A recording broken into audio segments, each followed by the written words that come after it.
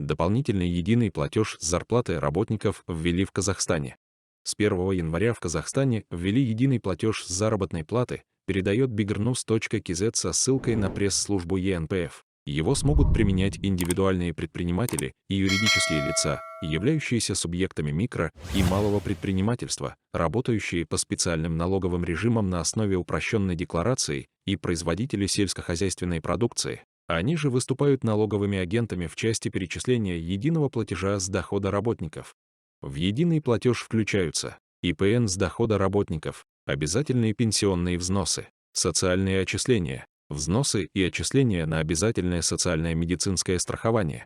Ставка единого платежа составляет с 1 января 2023 года 20%, с 1 января 2024 года 21,5%, с 1 января 2025 года 23,8%, с 1 января 2026 года 24,8%, с 1 января 2027 года 25,8%, с 1 января 2028 года 26,3%.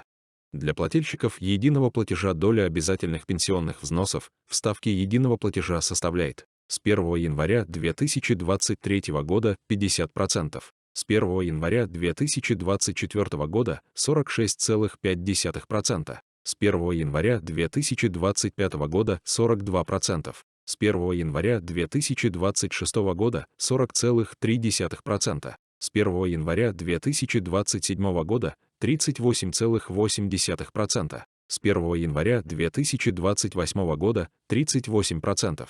Перечислять единый платеж необходимо также ежемесячно не позднее 25 числа, следующего за отчетным. Введение единого платежа должно упростить представителям малого бизнеса, работающим по специальным налоговым режимам, уплату всех налогов и других обязательных платежей, которые теперь будет осуществляться одним платежным поручением. Также плюсом является то, что в совокупности общая сумма данного платежа меньше, чем при раздельной уплате. Вместе с тем, налоговый агент в соответствующей декларации самостоятельно определяет единый порядок обложения доходов работников, подлежащих обложению у источника выплаты. Выбранный порядок обложения доходов работников, подлежащих обложению у источника выплаты в первоначальной или очередной декларации, не подлежит изменению в течение налогового периода, говорится в сообщении.